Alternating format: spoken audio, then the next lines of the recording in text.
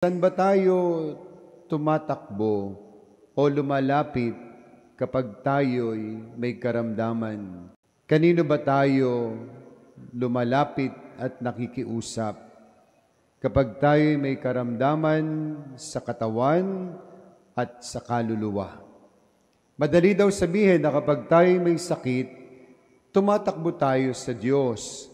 Nagdadasal tayo at tumingi tayo ng tulong sa mahal na Birhen. Yan ay pag may sakit tayo, pisikal. Pero kapag ang sakit natin ay espiritual, kapag tayo nagkasala, pag tayo nagkamali, o pag tayo nananatili sa kasalanan na alam natin may karamdaman tayo, kanino tayo lumalapit?